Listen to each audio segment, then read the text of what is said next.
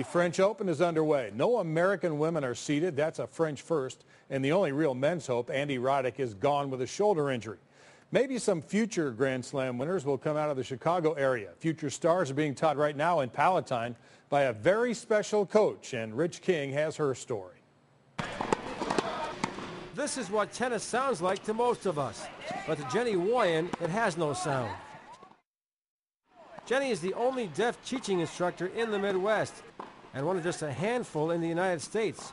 She lost her hearing as an infant, but her talent on the tennis court earned her a spot on the U.S. Deaf Olympic tennis squad, and now a career as a tennis instructor. The thing about tennis is it's such a quiet sport, and that was a benefit for me. I did other sports growing up. I did basketball. I ran track and field, and little things like that where you have a team and you have coaches yelling at you on the sideline. I had a difficult time with that. Jenny has an outgoing personality, not an easy thing to acquire when you are fighting through a disability.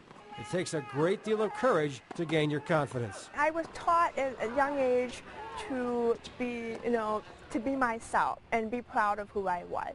And a lot of it has to do with my supporters, my family members, just being around people that were just outgoing themselves.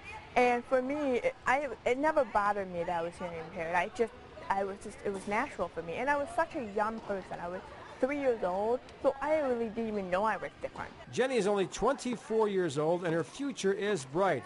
She has the glow of a person who loves and appreciates her job as a teaching professional at the Midtown Athletic Club. She just makes it more exciting and you want to come to tennis, and she's just a great coach to have. She's so much more than a coach. She's like my sister, my best friend. I basically feel like I'm living my second life. I was not supposed to be alive. I mean, I was very sick. And so because of that, I kind of already at a young age have really looked at life in a different perspective. And so for me, that really trans into the teaching style of how I teach. And I was able to have that positive attitude on the court, and that's why teaching for me is just such a joy.